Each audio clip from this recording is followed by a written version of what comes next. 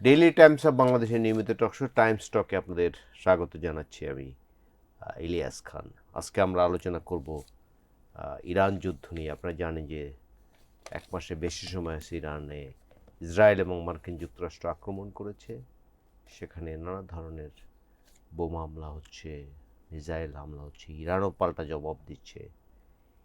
এই যুদ্ধের খবর আমরা কিন্তু গণমাধ্যমের কল্যাণে পাই, কিন্তু আজকে আমাদের স্টুডিওতে এমন একজন অতিথি আছেন এই যুদ্ধের মধ্যে 22 দিন তিনি ইরানে ছিলেন, সম্প্রতি তিনি দেশে ফিরেছেন। তিনি তেহরান ইউনিভার্সিটি অফ মেডিকেল সায়েন্সেসের চতুর্থ বর্ষের শিক্ষার্থী। তিনি একদম কাছ থেকে যুদ্ধ দেখেছেন। আজকে তার সাথে আমরা কথা বলবো। মিস্টার সাজিদুল ইসলাম, আপনাকে আমাদের স্টুডিওতে আসার জন্য ধন্যবাদ। Thank you so much. আমরা যে আলোচনা করছিলাম, আপনি জানেন যে বাংলাদেশের মানুষ ইরান যুদ্ধের খবর মূলত কিন্তু গণমাধ্যমের কল্যাণে পেয়ে থাকে। অনেক সময় কিন্তু ওয়েস্টার্ন মিডিয়া সঠিক খবর পাওয়াও যায় না। তো যেদিন প্রথম আক্রমণ হলো 28শে ফেব্রুয়ারি, আপনি তখন কোথায় ছিলেন? আমি যেহেতু এখন কারেন্টলি 8th সেমিস্টার পড়ছি, আমাদের ক্লিনিক্যাল রোটেশন শুরু হয়ে গেছে। সো বেসিক্যালি হসপিটালে গিয়ে আমাদেরকে আর কি হিস্ট্রি টেকিং এরকম সিম্পল কিছু কাজ করতে হয়। সো একটা ওয়ার্ড শেষ হয়েছিল, দ্বিতীয় ওয়ার্ড শুরু হওয়ার প্রথম দিনে আমরা কটার দিকে এটি? সেটা অ্যারাউন্ড 9:30টার দিক হবে, লোকাল টাইম। লোকাল টাইম, ইরানি টাইম। সো 2.5 ঘন্টা ডিফারেন্স বাংলাদেশের সাথে। সো ওই টাইমে আমরা একটা কনফারেন্সে ছিলাম ডক্টরসদের সাথে, ডিফারেন্ট কেস নিয়ে স্টাডি করা হচ্ছিল। ওই টাইমে আর কি মানে আমরা সাউন্ড শুনতে পারলাম কিছু, মানে সিমেন্টের বস্তা পড়ে গেলে যেরকম শব্দ হয় না, ওরকম ধাপ ধাপ করে 5-6টা মানে সাউন্ড শুনলেন? শব্দ শুনলাম। এরপরে কার্টেন্সগুলো সব ফোল্ডেড ছিল। আনফোল্ড করার পরে আমরা বাইরে থেকে দেখতে পারলাম যে ধোঁয়া উঠছে। তো তখনই আর কি জিনিসটা একটু ক্লিয়ার হয়ে যায় যে আমরা যেহেতু বুঝতে পারছিলাম যে ইসরায়েল হামলা করবে করবে। ছিল এর কাছেই পড়েছে বোমা? আমরা হসপিটালে ছিলাম তখন, ওইখান থেকে ধরেন ফিউ কিলোমিটার্স হবে, 5-6 কিলোমিটার। মানে আমরা একটু এলিভেটর এরিয়া ছিলাম, সেখান থেকে আর কি মানে ক্লিয়ারলি জিনিসটা দেখা যাচ্ছিল। তো আপনারা কি করলেন তখন? তখন আমরা কোনো সাইরেন বেজ ছিল? না, ইরানে সাইরেন বাজে না। ইরানে আই থিঙ্ক এই সাইরেন সিস্টেমের পিছনে তেমন একটা ইনভেস্টমেন্ট করেনি। সো আমরা মানে প্রথমে অবভিয়াসলি একটু শকে ছিলাম যে হলোটা কি, বাট যেহেতু আমরা শুনছিলাম যে ইসরায়েল হামলা করবে করবে করবে এরকম একটা সিচুয়েশন, সো তখন আগে থেকে একটা মানসিক প্রিপারেশন ছিল। হ্যাঁ, একটা প্রিপারেশন ছিল যে হয়ে যেতে পারে যে কোনো সময়। হ্যাঁ। সো যখন এটা ঘটলো তখন মানে ডক্টর মানে স্টিল ক্যালকুলেট করছে যে কি করা উচিত, আমরা কি ক্লাস নিয়ে কন্টিনিউ করবো নাকি স্টুডেন্টসদেরকে ছেড়ে দেবো। পরে যেহেতু দেখলো যে এখানে কিছু ইন্টারন্যাশনাল স্টুডেন্টসও আছে, সো বললো যে ওভারঅল তোমরা যারা স্টেজার্স মানে ক্লার্কশিপে আসো, যারা 8th সেমিস্টার থেকে 11th সেমিস্টার, তোমরা সব চলে যাও, ক্লাসেস ক্যান্সেলড। এরপর আমরা চলে আসলাম। এরপরে থেকে আমাদের কোথায় চলে গেলেন? ডরমেটরিতে? ডরমেটরিতে, জি। এটা কি কাছে না দূরে? ওইখান থেকে কত 40 মিনিটের রাস্তা হবে, বাট আমার ডরমেটরিতে পৌঁছাতে পৌঁছাতে প্রায় সেই দিন 3 ঘন্টা মতন সময় লেগে গেছিলো। আপনি কি পাবলিক ট্রান্সপোর্টে গিয়েছিলেন না ইউনিভার্সিটির কোনো ব্যবস্থা আছে? না, ইউনিভার্সিটির কোনো ব্যবস্থা নেই। আমরা ওইখান থেকে ইউজুয়ালি দেখা যায় যে কি বলে, মানে বাংলাদেশে যেমন রিক্সা চলে, ইরানের সেম ওয়েতে ট্যাক্সি চলে। সো ট্যাক্সি দেখা যাচ্ছে এক জায়গা থেকে স্ট্রেট যেসব রোডগুলো থেকে সেই রোডগুলো আপনি ক্রস করতে পারবেন ইজিলি। সো আমরা ওইভাবে যেতাম আর কি। বাট যখনই হামলাটা শুরু হলো তখনই মানে একটা প্যানিক ক্রিয়েট হয়ে গেল। তখন বের হয়ে গিয়ে আর দেখি যে মানে এরকম কোনো ট্যাক্সি পাওয়া যাচ্ছে না। সো অনেকক্ষণ ওয়েট করার পর পাবলিক ট্রান্সপোর্টে উঠতে পারলাম। বাট একটু পরে গিয়েই মানে এমন ট্রাফিক জ্যাম তৈরি হলো, সেখান থেকে আর বের হওয়া ডিফিকাল্ট। পরে হেঁটে আমাকে ডরমেটরিতে ফেরত যেতে হলো। ডরমেটরি কোনো ক্ষতিগ্রস্ত হয়েছে? না, আমার জানার মতো এখনও ক্ষতিগ্রস্ত হয়নি। বাট আমাদের ডরমেটরির আশেপাশে ইরানি হাইকোর্টের সাম টাইপ অফ অফিস ছিল।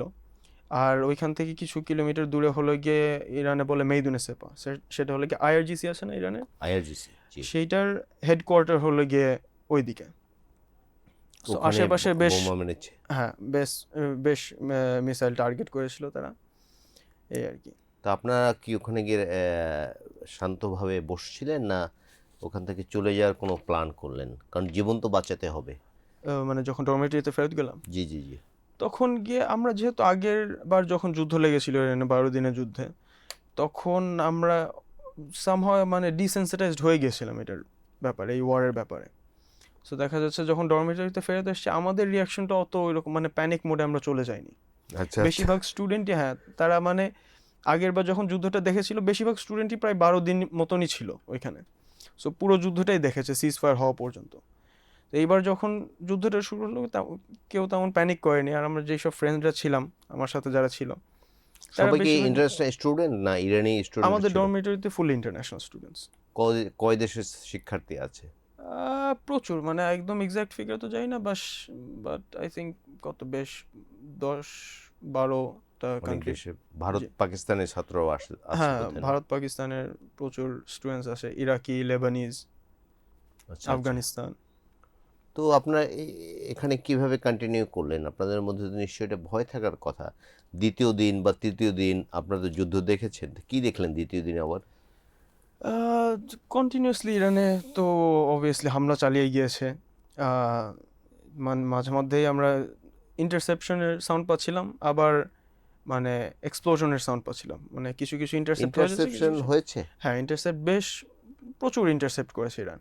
কারণ আচ্ছা আকাশে ক্লিয়ারলি দেখা যায়, রাত হলে আরও মানে স্পেসিফিকলি দেখা যায় যে মানে তারার মতন ফুটে ওঠে। আচ্ছা আচ্ছা। সো ওই ইন্টারসেপশনগুলো তো আমরা দেখতে পেরেছি।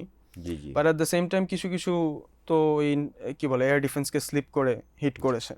জি জি জি। সো সেগুলো মানে আমাদের ডরমেটরির আশেপাশে বেশ কয়েকটা জায়গায় হামলা হয়েছিল আর কি। এগুলো কি বোমা ব্লাস্ট হয়েছে না ক্ষেপণাস্ত্র যতদূর যা দিয়ে জানি করেছে? সেটা হলো গিয়ে জেট থেকে মিসাইল, মানে আই থিঙ্ক রকেটস বলে বা মিসাইলস, হুম, সেগুলো ইউজ করেছিল, cruise missiles of some sort. প্রথম প্রথম শুরু করেছিল মিলিটারি সাইটস, জি জি। এরপরে কি বলে ইকোনমিক্যাল যেসব ইনফ্রাস্ট্রাকচার আছে যেমন অয়েল রিফাইনারিজ, এগুলোতে হামলা করেছিল। বাট আই থিঙ্ক কয়েকদিন পরেই মানে তারা রেজিডেন্সিয়াল এরিয়াগুলোতে হামলা করা শুরু না, করে মার্কিন দেয়। যুক্তরাষ্ট্র তো বলছে যে হাজার হাজার ভবনে তারা হামলা জি চালিয়েছে। জি। তেহরানের চিত্র কি আসলে? আপনি কি ঘুরে দেখার কোনো সুযোগ হয়েছে না? ঘুরে দেখার আমার সুযোগ হয়েছিল একদম শেষের দিকে, মানে আমি যখন ইভ্যাকুয়েশনের আগ আগ মুহূর্তে আর কি ঘুরে দেখার সুযোগ হয়েছিল। বাট সমস্যা হলো কি ইরান অনেক very big city. So Tehran? হ্যাঁ সরি, তেহরান তেহরান হলো গিয়ে খুবই বড় একটা সিটি। এর জন্য মানে হামলাগুলো ওইভাবে স্পেসিফিকলি দেখাটা অনেক ডিফিকাল্ট। দেখা যাচ্ছে যে আর হামলাগুলো তো মানে তেহরানের ডিফারেন্ট ডিফারেন্ট কি বলে নেইবারহুডসে হয়েছিল। সো দেখা যাচ্ছে যে মানে এক জায়গায় কনসেন্ট্রেটেড না। এই জন্য ওইভাবে যে মানে বাংলাদেশি মিডিয়া এরপরে ইন্টারন্যাশনাল মিডিয়া যেভাবে তুলে ধরেছে যে একদম মানে তেহরানকে ধ্বংস করে দিয়েছে, ওই রকম সিচুয়েশন টু বি অনেস্ট জীবনযাত্রা ঘটেনি। কেমন আসলে? এই যে হামলার পরে হুম। মানুষ কি আতঙ্কে শহর ছেড়ে পালিয়ে গেছে, না মানুষ এখনো শহরে অনেক আছেন যারা মোটামুটি স্বাভাবিক জীবনযাত্রা সত্যি বলতে চালাচ্ছেন? কি ইরানিদের ভিতরে আমি মানে এই জিনিসটা দেখলাম না যে তারা যুদ্ধ থেকে ভয় পেয়ে পালিয়ে যায়।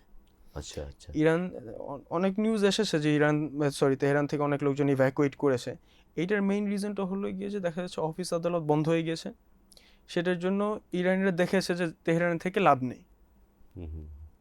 তেহরান হলো গিয়ে ক্যাপিটাল সিটি, এখানে হলো গিয়ে মোর ফোকাসড অন অফিস আদালত বিজনেস এইসব। তো তারা যখন সুযোগ পেয়েছে তারা তেহরান থেকে বের হয়ে একটা মানে বেটার একটা এরিয়াতে বা চলে গ্রামের গিয়েছে। হ্যাঁ, বাড়িতে চলে গেছে? গ্রামের বাড়িতে চলে গিয়েছে, অথবা অনেকেই মানে সি সাইডে মুভ করেছে যেখানে ওয়েদার আরও বেটার। ইরানের যেহেতু আই মিন সরি তেহরানের ওয়েদারটা একটু ড্রাই, সো সি সাইডে গেলে তারা একটু বেটার ওয়েদার পায়, তেহরান কি ওইদিকে এখন চলে গেছে। জনশূন্য বলা যায়? না, এটি বলার সুযোগ নট নেই না? নট রিয়েলি না। লোকজন আছে এখনো, এখনো তো বেশ কিছু ভিডিও মানে বের হচ্ছে যে প্রো গভর্নমেন্ট কিছু র্যালিস চলছে। তারা মানে তাদের গভর্নমেন্টকে সাপোর্ট দেখানোর জন্য, তাদের দেশ প্রেম দেখানোর জন্য তারা রাস্তায় নেমে এসেছে। তো আমরা এগুলো আগে দেখেছি যে রেজা স্যার পাহলভীর যে ছেলে, জি। তিনি কিন্তু ফেরত আসতে চেয়েছেন যে এই মুহূর্তে মিছিল সমাবেশ করে আমরা সরকারের বিরুদ্ধে অনাস্থা দিব। এরকম কোনো মিছিল দেখেছেন যুদ্ধের পরে? যুদ্ধের পরে না, মানে যুদ্ধের পরে এন্টি গভর্নমেন্ট? না, অ্যান্টি গভর্নমেন্ট প্রোটেস্ট যুদ্ধের পরে একদমই ছিল না। কারণ এই যেই পাহলাভি রিলেটেড যে টপিকটা, সেটা যুদ্ধের আগে একটু মানে কি বলে লাইমলাইটে ছিল। জি জি। সো ওই টাইমে প্রোটেস্ট চলেছিল, বাট দেন একটু মানে ইরানিয়ান পিপল একটু কি বলে সেপারেটেড হয়ে গিয়েছিল, মানে তাদের ভিতরে একটা ফাটল ধরে গিয়েছিল। এখন বাট কি এই তারা যুদ্ধটা, ঐক্যবদ্ধ?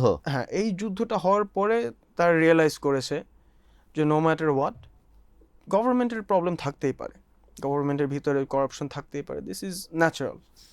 বাট তারা জিনিসটা রিয়েলাইজ করেছে যে আমাদের ইন্টারনাল যে প্রবলেম সেটার থেকে বিগার থ্রেট হলো কি এক্সটার্নাল জি প্রবলেমটা।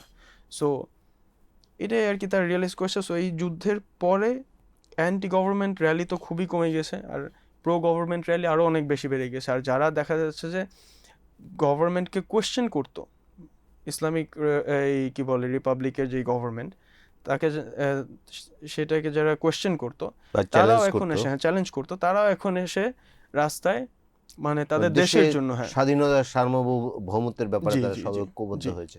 তো আপনি এই ডরমেটরিতে কদিন ছিলেন? ডরমেটরিতে আমি বেশি দিন ছিলাম না, আমাদের ডরমেটরি একটা বন্ধ করে দেয় সিকিউরিটি রিজনসের জন্য। সো আমাদেরকে আরেকটা ডিফারেন্ট ডরমেটরিতে যেতে হয়।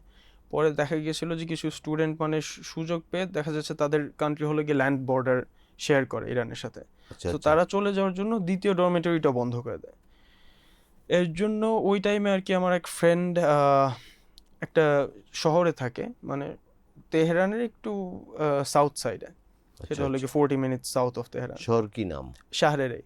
আচ্ছা সো ওইখানে চলে যাই আমি। সো বলা যায় যে আই থিঙ্ক কত এক সপ্তাহের মতন ছিলাম ডরমেটরিতে। এরপরে যেহেতু এই এক ডরমেটরি বন্ধ সপ্তাহ করে যে দেয়। ছিলেন, আপনাদের শিক্ষক বা ইউনিভার্সিটির দায়িত্বে আছেন, তারা কি খোঁজখবর নিয়েছেন বা আমাদের দূতাবাস থেকে যোগাযোগ করা হয়েছে কোনো? জি, ইউনিভার্সিটির পক্ষ থেকেও খোঁজ নিয়েছে হাই লেভেলের, মানে আমাদের ভাইস ডিন, উনি আমাদেরকে মানে স্পেশাল কিছু কি বলেন অ্যাডভাইজারি পাঠিয়েছিলেন যে জি কিভাবে সেফ থাকা যায় প্যানিক না করে। জি অ্যান্ড কিছু হেল্পলাইন নাম্বার তৈরি করেছিল যে কোনো প্রয়োজন হলেই মানে ইউনিভার্সিটির সাথে কন্ট্যাক্ট করার জন্য। আর আর এম্বাসি থেকে যেই যোগাযোগটা, সেটা হলো কি এম্বাসি থেকে পার্সোনালি একজন মেম্বার আমাকে কল দিয়েছিলেন। আচ্ছা কল দিয়ে আচ্ছা। উনি আমাকে জানিয়েছিলেন যে ইভ্যাকুয়েশনের প্রসেস চলছে, সো আমি যদি যেতে রাজি হই তাহলে তো ইনফরমেশন এই সব। যে এক সপ্তাহ আপনি থাকলেন ডরমেটরিতে, জি। খাওয়া দাওয়ায় কোনো সমস্যা হচ্ছে? না, ইউজুয়ালি ডরমেটরিতে তো আমরা নিজেরাই রান্না করে খাই, ডরমেটরিতে খাবারের মানে কি বলে আলাদা ক্যান্টিন মেস নাই টেস বোধহয়। ক্যান্টিন নেই না। সো দেখা যাচ্ছে যে অ্যাজ ইউজুয়াল যেরকম সিনারিও ছিল যুদ্ধের আগে, যুদ্ধের ডিউরিং ওয়ার এক ওই ধরনের সিনারিও ছিল। ভীতি কেটে গেছে সবার, তাই না? এত এত প্যানিকড হয়নি হ্যাঁ, কেউ না, বোধহয়। এইবার স্টুডেন্টসরা একদমই প্যানিক হয়নি, আর ইরানিরা তো একদমই না। তা আপনার বন্ধু বাসায় গেলেন 7 দিন, উনি কি ইরানিয়ান বন্ধু? না, সে আফগানিস্তানের। তার ভাই একজন একটা ফ্যাক্টরি ওন করে আর কি, স্যুটের আচ্ছা। ফ্যাক্টরি, তারা স্যুটস তৈরি করে। তো সো ওখানে কদিন ছিলেন? ওইখানে প্রায় মানে এক সপ্তাহ তো ডর্মে কাটালাম, এর পরে বাকি যে টাইমটা ছিল পুরোটাই ওইদিকে কাটিয়েছি। দেশে ফেরার আগ পর্যন্ত? জি জি জি। তো ওখানে কি ওই যে শহরটির নাম বললেন, আমি এই মুহূর্তে ভুলে গেছি, শাহরে রে। সাহা শাহরে রে। সাহারে? জি। তো ওখানে কি কি যুদ্ধ চলছে, মানে কোনো মিসাইল বা বোমা বা এগুলো কিছু না, পড়েছে? ওইদিকে একদম কিছু পড়েনি। ওই জায়গাটা যেহেতু মানে তেহরানের একটু সাউথে বাইরে? একটা হ্যাঁ, একটা ছোট টাউনের মতন আর কি, জি জি জি। নট শহর, টাউন বলা যায় আর কি। So township. হ্যাঁ, সো যেহেতু একটা স্মল টাউন, ওইখানে ইভেন আপনার কি বলে নিজস্ব পুলিশ স্টেশনে নেই। আচ্ছা আচ্ছা সো আচ্ছা খুবই একটা স্মল টাউন সেটা। আচ্ছা আর তেহরান থেকে যেহেতু অনেক দূরে, সো আমরা দেখতে পেরেছি যে মানে ধরেন একটা এই টাউনের পরে একটা মাউন্টেন রেঞ্জ আছে, আচ্ছা এরপরে হলে গিয়ে মেইন তেহরান সিটি। আচ্ছা আচ্ছা সো আচ্ছা। আমরা দেখতে পাচ্ছি যে মানে হামলা চলছে সামনে ওই মাউন্টেন রেঞ্জের দিকে, বা মাউন্টেন রেঞ্জ পার হয়ে তেহরান সিটির দিকে, সেই রাতে হামলাগুলো। বোধহয় ভালো দেখা যায়। হ্যাঁ, রাতের, আর হামলাগুলো বেশিরভাগই হতো রাতের পরে, আচ্ছা। মানে ইউজুয়ালি ইফতারের টাইম থেকে শুরু করে সেহরি টাইম পর্যন্ত এটা কি বেশি। কোনো বোঝা গেছে কোনটি ইসরায়েলের, কোনটি আমেরিকান হামলা? না, এটা একদমই বোঝা যায়নি। আর মানে জেটস গুলো দেখা যায় না, শুধু আচ্ছা। শব্দ শোনা যায়। জি জি জি। এগুলো অনেক হাই অ্যালটিটিউডে যায়, সো আমরা এগুলো দেখতে পাইনি। জাস্ট দেখা যেত যে ইন্টারসেপশনস অথবা যে মিসাইলগুলো হিট করেছে টার্গেটে। ইরানিরা যে আক্রমণ করছে, পাল্টা আক্রমণ, জি। সেগুলো কি আপনাদের চোখে পড়েছে কোনো? আমরা যে এলাকায় থাকি সেই এলাকা থেকে আই ডোন্ট থিঙ্ক কোনো কিছু আমরা দেখতে পেরেছি যে মানে ইরান যে মিসাইল নিক্ষেপ করছে ওইগুলো দেখা যায়নি। বাট আমার কিছু সিনিয়র ফ্রেন্ডস আছে যারা হলো গিয়ে মানে তেহরানের আশেপাশে কিছু সিটিতে থাকে। জি। সো তারা ওইখান থেকে দেখতে পেরেছে, কারণ ওইদিকে আরও মিলিটারি সাইটস আছে। তো আচ্ছা। তারা শুনতে পেরেছে, দেখতে পেরেছে অনেক কিছুই, যে ইরান মানে ড্রোনস কি বলে ফ্লাই করছে। ড্রোন কি আপনাদের চোখে পড়েছে কখনো, যে ড্রোনগুলো? না, অনেক ড্রোন তেহরান তো থেকে উড়িয়েছে, আমি তেহরান দেখতে তো অনেক পারিনি না। ড্রোন উড়িয়েছে। না, বাট ওইগুলো বেশিরভাগই আই থিঙ্ক বর্ডার থেকে ফ্লাই করায়, কারণ যেহেতু ওদের কি বলে রেঞ্জটা অত বেশি না, জি, আর যেহেতু অনেক কি বলে অনেকগুলো দেশ পার হয়ে এরপরে টার্গেটগুলোকে হিট করতে হয়, স্পেশালি ইসরায়েলের। জর্ডান, হ্যাঁ, সিরিয়া পার হয়ে, এবং জর্ডান, এই দুই সিরিয়া, ইরাক দেশেই পার হয়ে। কিন্তু আমেরিকান বেজ আছে, জি তারা কিন্তু ঠেকানোর চেষ্টা করে প্রথমত। জি সুতরাং ইরানের এগুলো পাঠানো বা এগুলো মারা কিন্তু একটু কঠিন। ডেফিনেটলি। তারপর আপনার বন্ধুর বাসায় কতদিন ছিলেন? ওই যে বললাম 1 সপ্তাহ ডরমেটরিতে ছিলাম, এরপর বাকি টাইমটাই আমার ফ্রেন্ডের সাথে কাটিয়েছি। তার বড় ভাই ছিল, তার বড় ভাইয়ের যেই ফ্যামিলি, নিউক্লিয়ার ফ্যামিলি যেটা, সেটা ছিল। এরপরে তার চাচা। সবাই আফগান। জি জি তারা নিশ্চয়ই আপনাকে খুব ভালো করে রেখেছে আমার হ্যাঁ ধারণা। ডেফিনেটলি, মানে এই level hospitality to be honest আমার লাইফে আমি এই পর্যন্ত দেখিনি। তো ওখান থেকে বেরোলেন কবে? আপনি তো ঈদের দিন বোধহয় ঢাকায় পৌঁছেছেন। জি, আমাকে জানানো হয়েছিল যে 18 তারিখ, কে মানে জানিয়েছে? এম্বাসি থেকে জানিয়েছিল অ্যাম্বাসি থেকে জি, জানিয়েছে, জি। যে এভাকুয়েশন প্ল্যানটা মানে স্টার্ট করবে তারা 18 তারিখ, সেটা মনে হয় বুধবার পরে।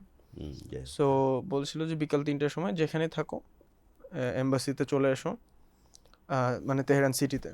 সো ওইখান থেকে আর কি সবাইকে গ্যাদার করে ইনফরমেশন কালেক্ট করে এবং ব্রিফিং করার পরে সবাইকে ইভ্যাকুয়েট করা হবে।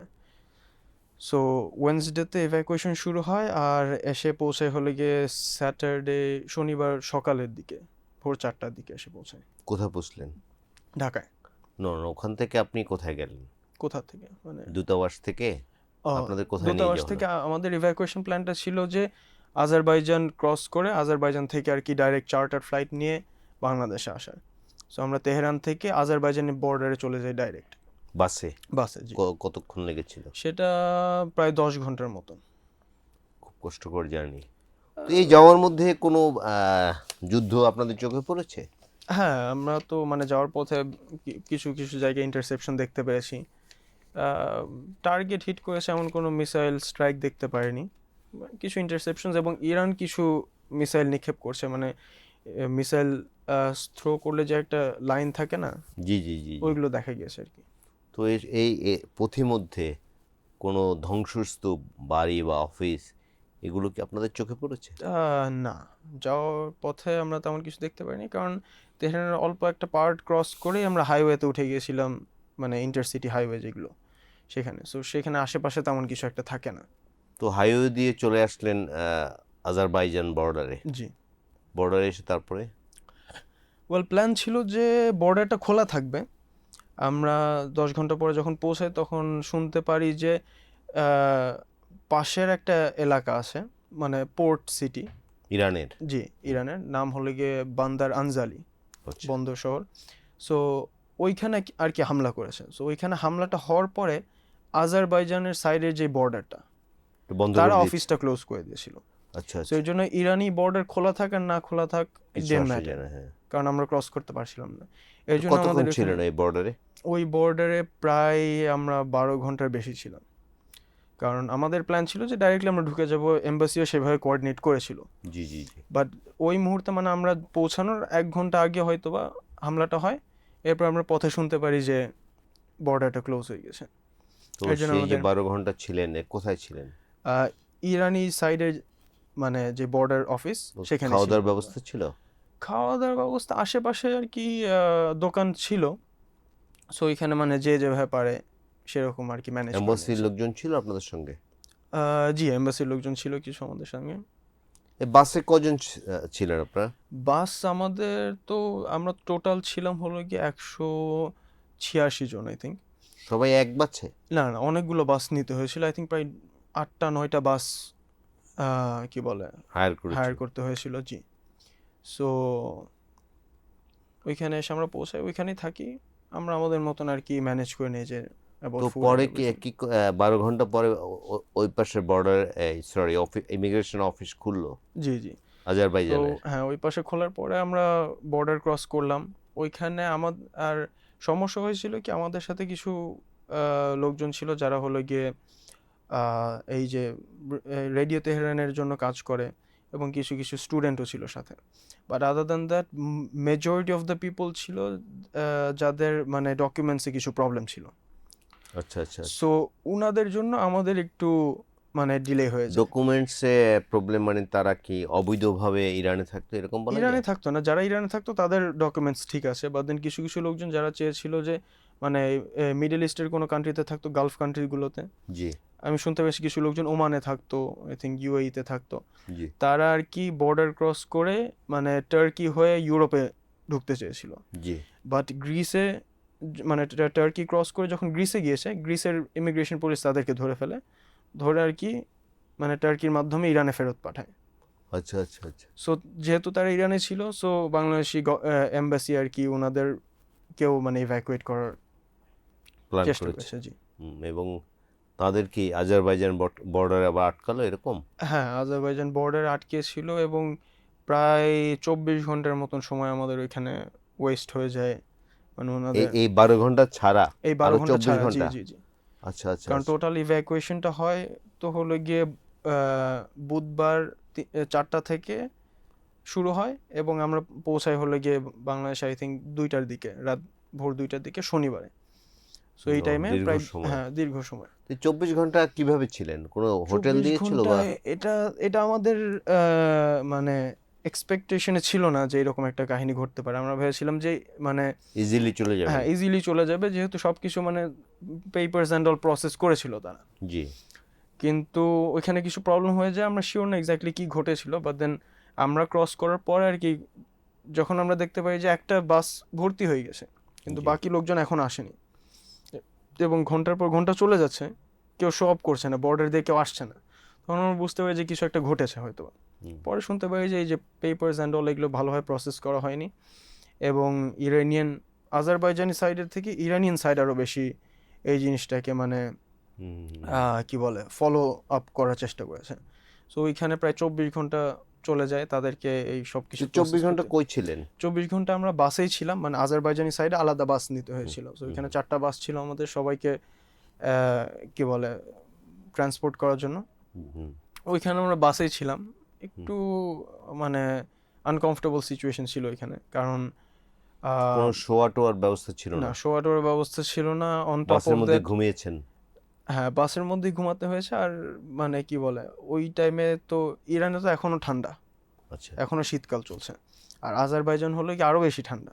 আচ্ছা তো আচ্ছা ওইখানে দেখা গেছে যখন মানে নাইটফল রাত্রেবেলা হয়ে গেছে তখন মানে বেশ খুব শীত ছিল। খুব শীত ছিল। আর আপনাদের সেরকম প্রিপারেশন ছিল না না ওরকম? সেরকম প্রিপারেশন ছিল না, আমরা তো নর্মাল মানে ইরানে যেসব জামা কাপড় পরে সেগুলো পরেই গিয়েছিলাম।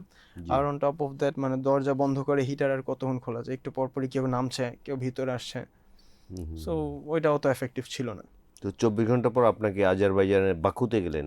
জি ওইখান থেকে বর্ডারে আজারবাইজান থেকে বর্ডার থেকে বাকু কয় ঘন্টার জার্নি? আই থিঙ্ক 4.5 ঘন্টা থেকে 5 ঘন্টার মতন লেগেছিল। আচ্ছা আমরা ডাইরেক্টলি আর কি এয়ারপোর্টে গেছি, ওখানে কোনো স্টপস ছিল না, শুধু একটা স্টপ ছিল, মানে যেহেতু লোকজন ক্ষুধার্ত ছিল এর জন্য আই থিঙ্ক এম্বাসির পক্ষ থেকে কিছু খাবার দাবারের ব্যবস্থা করেছিল। তো আচ্ছা এয়ারপোর্টে পৌঁছানোর আগে এক জায়গায় আমরা স্টপ নিয়েছিলাম, সেখানে খাবার দাবারের ব্যবস্থা করেছে, এরপর আমরা আর কি এয়ারপোর্টে গিয়ে বাকু পৌঁছলাম। থেকে কি আপনারা চার্টার বিমানে এসেছেন জি ঢাকায়? জি জি বাংলাদেশ আচ্ছা, আচ্ছা।